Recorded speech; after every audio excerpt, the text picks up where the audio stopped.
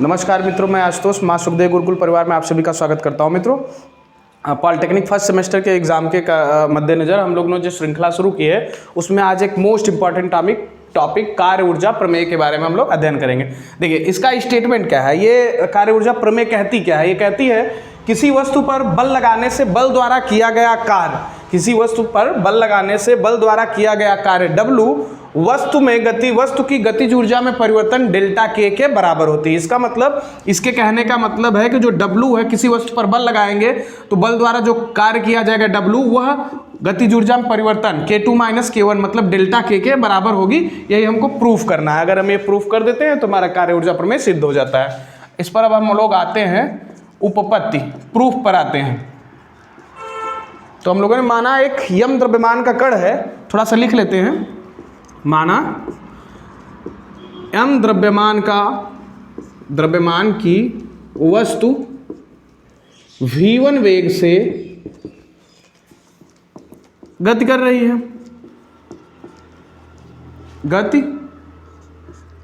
है, इस पर बल की दिशा, वेग की दिशा में F बल लगाया जाता है।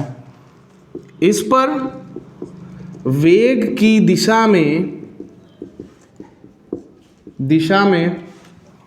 F बल लगाने से इसमें उत्पन्न त्वरण A है, मान लेते हैं। इसमें उत्पन्न त्वरण A है तो F बराबर क्या होता है? F बराबर m × A। अब बल लगा दिए, जब वस्तु पर बल लगा दिए तो उसके वेग में परिवर्तन हो गया। अब उसका वेग v1 से बढ़कर क्या हो गया है? v2 हो गया है। ठीक, अब वेग v2 हो गया। हम कहेंगे कि बल F लगाने के बाद यदि उसमें विस्थापन dt समय में यदि उसमें dx विस्थापन होता है, समय कितना ले रहा है? dt समय में dx विस्थापन हो रहा है। विस्थापन कितना हो रहा है? dx हो रहा है। F बल लगाने के बाद तो बल द्वारा किया गया कार्य कितना होगा भाई? बल द्वारा किया गया कार्य W बराबर क्या होता है? F इंटू बल गुणे विस्थापन, F इंटू dx। ठीक, F इंटू dx। बल कितना है? समीकरण 1 मान लो, समीकरण 2 मान लो। समीकरण 1 से, अगर हम कहें समीकरण 1 से, तो W बराबर क्या हो जाएगा?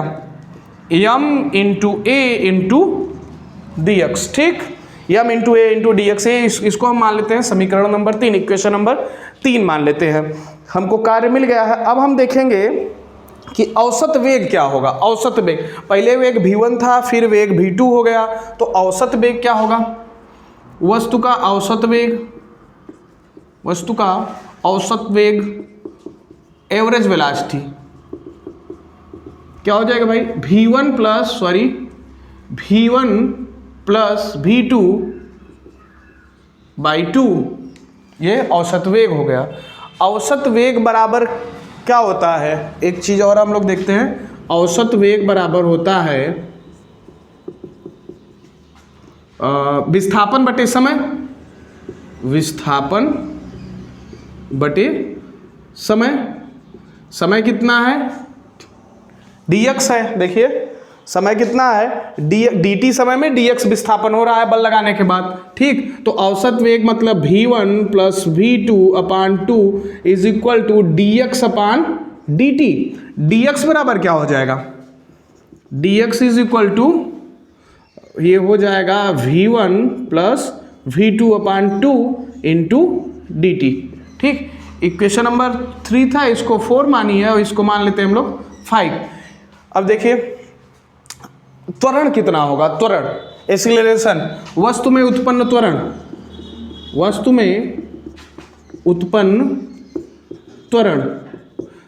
A बराबर क्या होता है? वेग परिवर्तन डेल्टा v अपान t, वेग परिवर्तन बटे समय।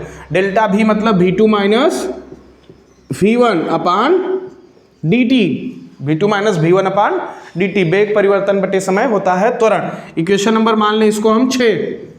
समीकरण नंबर 6 और समीकरण नंबर 5 और 6 का मान हम ले जाके कहाँ पुट कर दें? हम इक्वेशन नंबर 3 में a की वैल्यू और dx की वैल्यू और a की वैल्यू हम इस इक्वेशन नंबर 3 में पुट कर देते हैं। समीकरण 5 तथा समीकरण, थोड़ा इधर से देखते हैं, समीकरण 5 तथा समीकरण 6 का मान समीकरण 1 में रखने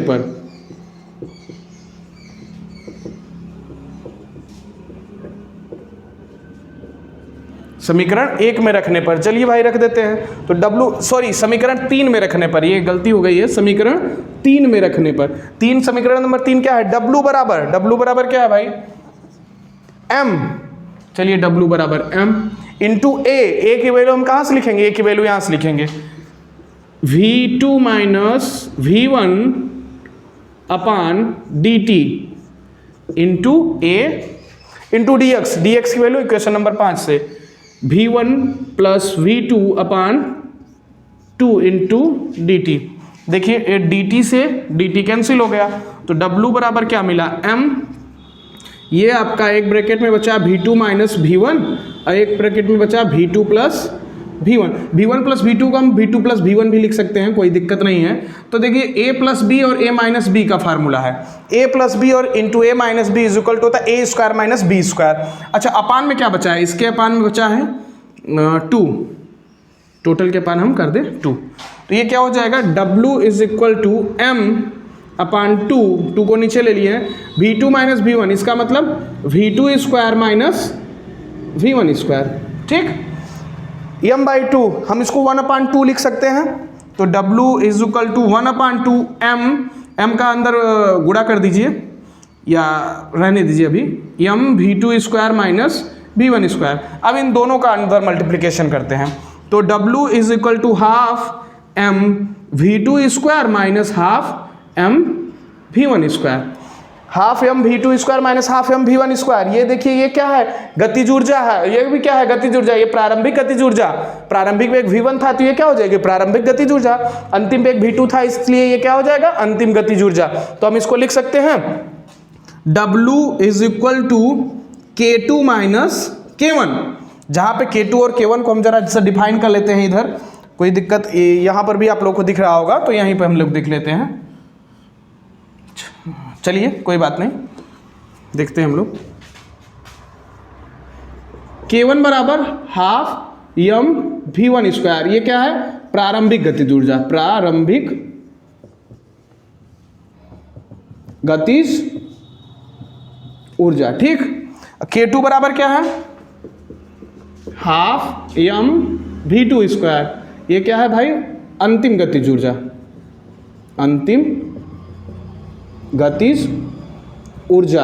तो जब प्रारंभिक गतिज ऊर्जा माइनस अंतिम गतिज ऊर्जा होता है तो ये क्या हो जाएगा, W इज इक्वल टू गतिज ऊर्जा में परिवर्तन डेल्टा K, इक्वेशन नंबर 7, और ये हेंस प्रूव्ड, ठीक है ना। इसका मतलब हम क्या कह सकते हैं, ये हम यहां से कह सकते हैं कि किसी वस्तु पर लगाया गया बल द्वारा किया गया कार्य उसमें उसकी गतिज ऊर्जा में परिवर्तन के बराबर होता है, यही कार्य ऊर्जा प्रमेय है। यहां पे आप लिख सकते हैं यही कार्य ऊर्जा प्रमेय है,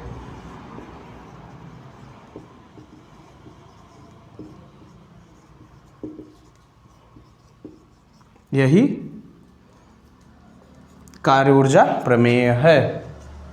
धन्यवाद।